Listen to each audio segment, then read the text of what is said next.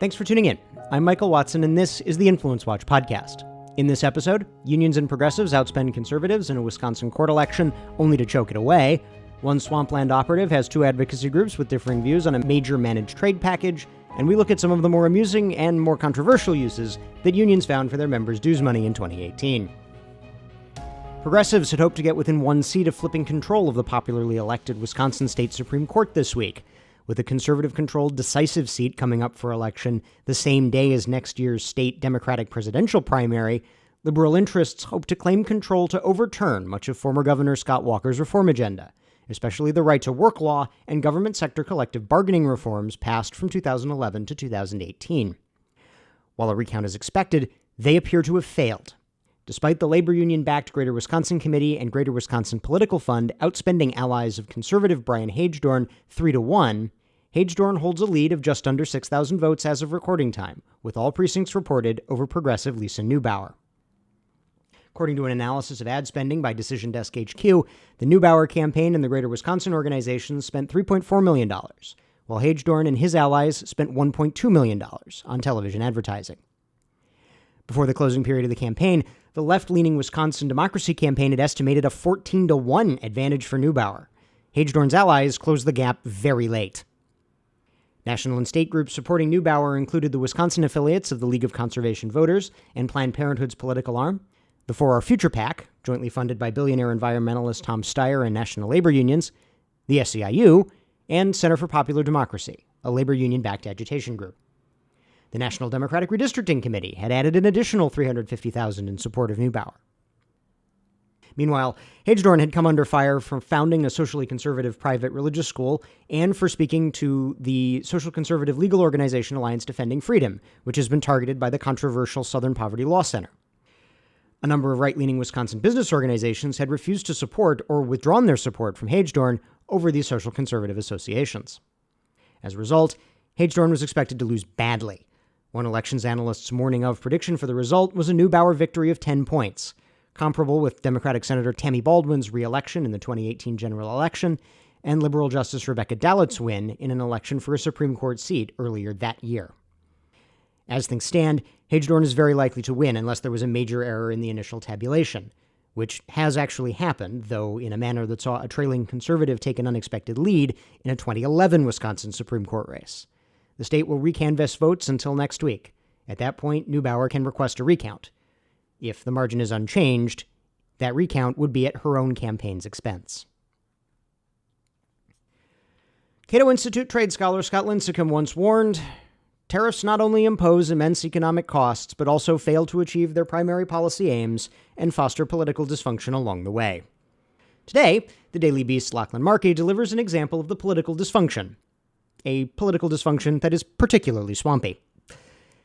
The American Economic Freedom Alliance is advocating for inserting a delay to certain provisions of the USMCA trade agreement, the Trump administration's more protectionist alternative to the NAFTA trade agreement that has made North American trade mostly free for the past 2 decades, arguing that those provisions threaten auto industry jobs in South Carolina. AEFA's focus on South Carolina may have something to do with the fact that one of the firm's 4 officers, Republican operative Phil Cox, is a partner at Guidepost Strategies, a firm registered to lobby the Trump White House on trade issues for BMW, which opposes certain provisions of USMCA and has a large manufacturing plant in Spartanburg, South Carolina. This would be all's fair in love and it's technically not lobbying, but Phil Cox is not only an officer of AEFA. Markey reports that Cox is also an employee of TradeWorks for America, an advocacy group advocating for passage of USMCA. This puts Cox somewhat at cross purposes with himself. In comment to the Daily Beast, Cox argued, quote, both groups support the overall mission of the USMCA, close quote. All that aside, with the threat of regulations and taxes like tariffs and country of origin rules hanging over their heads on either side of a potential USMCA passage, businesses are more than ready to support advocacy coalitions like AEFA or TradeWorks for America, the one particular depending on their particular circumstances. This sort of not technically lobbying through issue coalitions and pop-up advocacy groups is common and bipartisan practice in the DC swamp.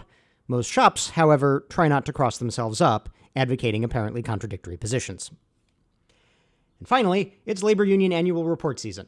The end of March is the deadline for unions that follow a calendar year Labor Department filing schedule to make their annual reports, known as LM2s after the long, detailed form required of major labor organizations like national unions, under the Labor Management Reporting and Disclosure Act, a 1959 law designed to root out the on-the-waterfront-style corruption from labor organizations and to inform union members of unions' financial activities. The reports contain lots of useful nuggets. The salary and expenses of union officials, who are not infrequently eligible to be part of the hated 1%. Accurate counts of union members and forced fee payers, which unions tend to conflate and inflate in public statements. And expenditures on all the things that unions do, from political campaigning to reading the daily newspaper. Among the more useful items are figures and details on the extent of union support for left-wing political organizations and advocacy groups, often with dues money. This support can run in the 6 to 7 figures to an advocacy group from a single union. Notable recipients include the union think tank Economic Policy Institute, the minimum wage pressure group National Employment Law Project, and the far-left think tank Demos. But there are lighter items. Examples of, why did they spend that? Who is that for? And didn't they know about that guy? Here are a few choice selections.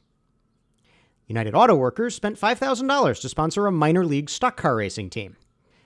Isn't the first time a union has gone car racing. The International Association of Machinists spent the entire decade of the 1980s fielding an IndyCar team that never won a race.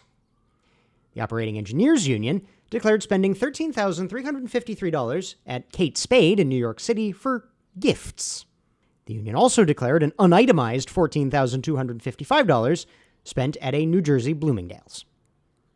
On a less humorous note, Americans for Financial Reform, an anti-financial services advocacy group for which alleged Antifa leader and self-described communist Jose Alcoff formerly worked, received $10,000 from the American Federation of State, County, and Municipal Employees Government Worker Union. Finally, we can add a note on our post-Janus union payer tracking from last week. The SEIU, like AFSCME, a major government worker union, also reported a substantial decline in payers. SEIU lost 98,000 forced fee payers and a net 1,200 additional union members through 2018. That's our show for this week. If you're listening to this on YouTube, we encourage you to subscribe on iTunes or Stitcher. And if you have subscribed, thank you. And please leave us a 5-star rating. We'll see you next week.